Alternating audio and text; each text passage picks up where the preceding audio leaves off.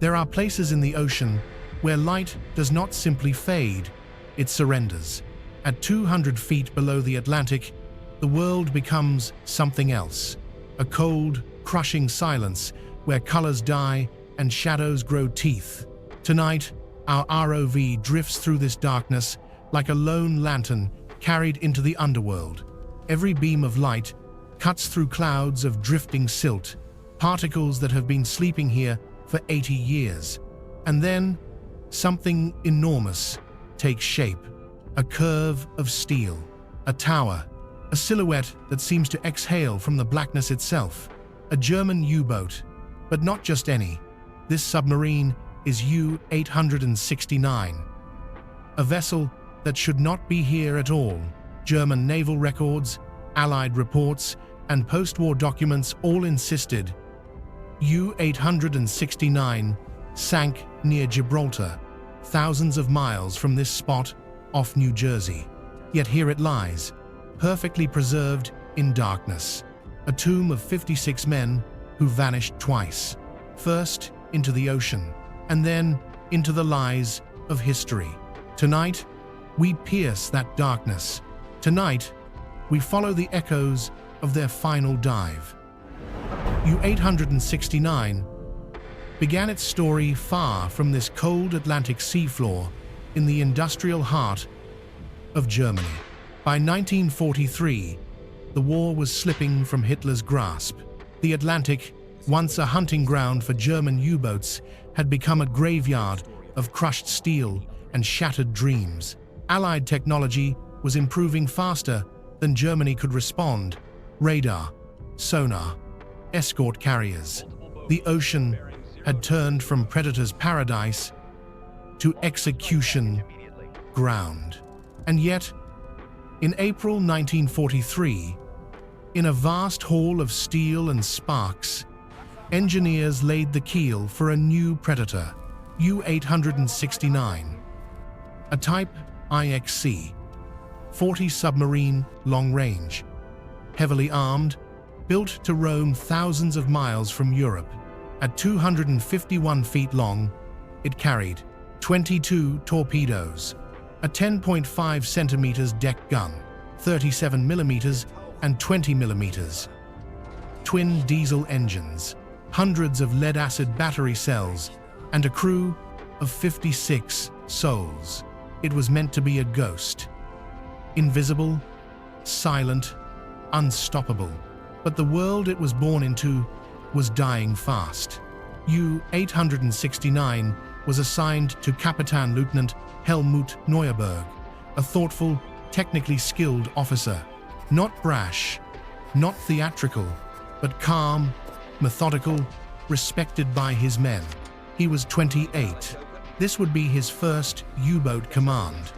Crew logs recovered later described him as quiet but sharp, a man who never raised his voice, always studying diagrams, always calculating.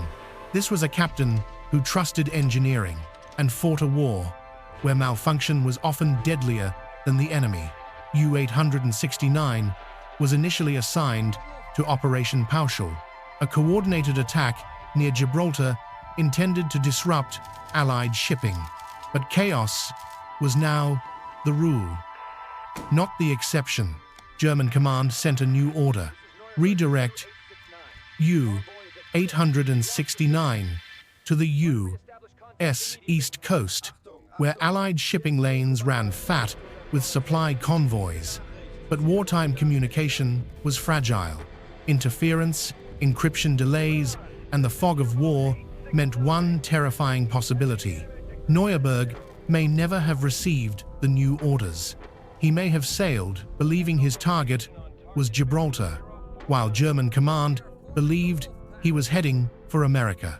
A catastrophic split between intention and reality. Late 1944, U-869 slipped into the North Sea and vanished beneath the waves. A steel shadow, moving toward a destiny even history would misunderstand. For decades, the official Allied record stated U-869 was sunk off Gibraltar by 2 U.S. destroyers. Textbooks repeated it. Naval historians accepted it. But none of it was true, because the real U-869 was already lying on the seabed just off New Jersey, unseen, unvisited, unknown, waiting for the world to find it again. The ROV drops through layers of water that feel almost physical. Thermoclines shimmer like invisible curtains, barriers between one world and the next. At 150 feet, the light becomes blue-black. At 200 feet, it becomes nothing at all. Our lights snap on. The beam sweeps left. Nothing sweeps right. A shape moves inside the silt, not moving, but appearing. The conning tower emerges first, ghostly and regal. Its once smooth metal is now a patchwork of rust, corrosion, and barnacle scars. A shattered railing spirals downward like a broken spine. The deck gun, once a threat to Allied ships, now points at nothing, a steel finger reaching into the void. We drift past the tower, tracing the hull's length. The submarine lies on its starboard side as though trying to hide its wounds. And then we see it, the first sign of something terribly wrong. The forward hull is torn open, but the metal is bent inward, not outward. No depth charge did this. This destruction came from inside. The ROV stabilizes, slowly rotating its camera. A massive gash near the bow leads into darkness. This is the entrance to the forward torpedo room, the place where the final seconds of U-869's life began.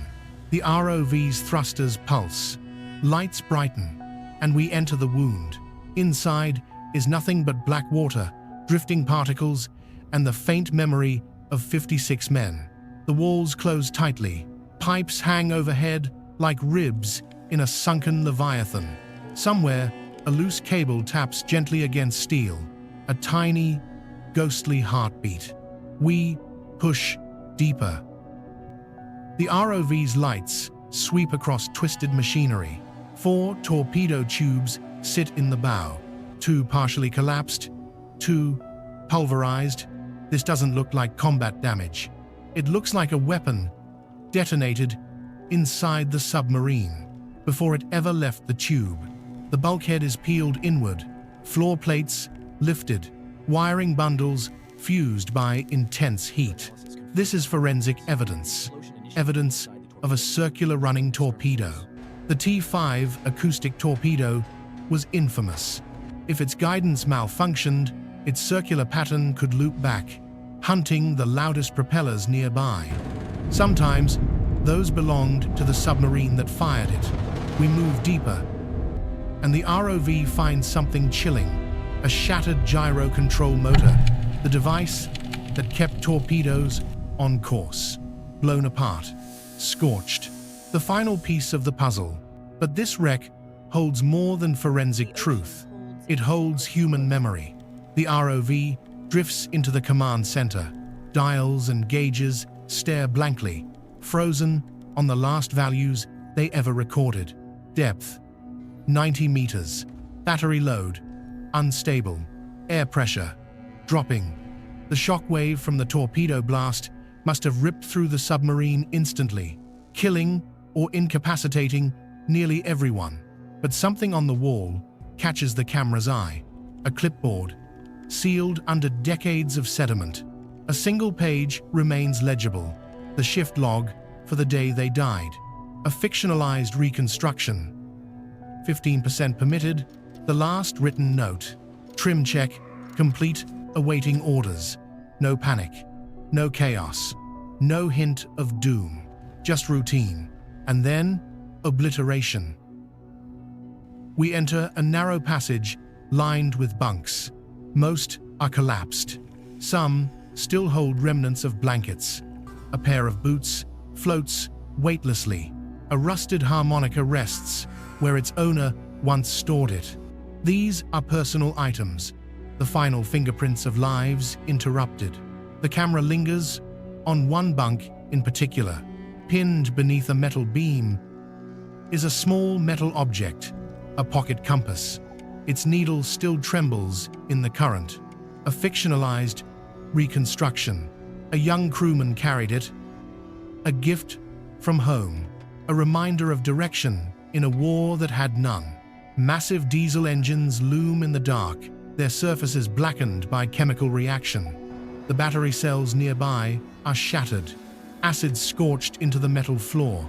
If the torpedo blast didn't kill the crew instantly, the release of battery fumes would have finished the job within seconds. This was not a prolonged death. It was sudden, final, silent. The ROV backs out slowly, turning toward the last unexplored space, the aft compartment. Here, the hull is intact, quiet, almost peaceful. A single mug floats by, still decorated with chipped paint of a cartoon sailor, a fictionalized reconstruction. A crewman might have sipped hot ersatz coffee from it. On the morning the submarine fired the torpedo that sealed all their fates, the ROV's light flickers across the wall, revealing a faint chalk mark, 56. Someone once wrote the number of their crew here, a tally of souls in a steel world beneath the waves. It is still readable, still waiting. The camera pulls back, returning to the bow. All clues now converge. Inward blown hull, shattered gyro motor, fractured tube doors, chemical burns, absence of external blast patterns. There's no doubt. U-869 was not sunk by American destroyers. It was destroyed by its own torpedo, looping back in a fatal arc. A malfunction that killed 56 men instantly and sent the submarine silently to the bottom. History wrote a lie. The ocean kept the truth. The wreck of U-869 rests quietly now, a long shadow on the sand, arms folded in its final pose. Captain Lieutenant Helmut Neuerberg and his 56 crewmen never knew what hit them. They never saw their attacker. They never stood a chance. And for half a century, even history forgot where they died. But the ocean remembered.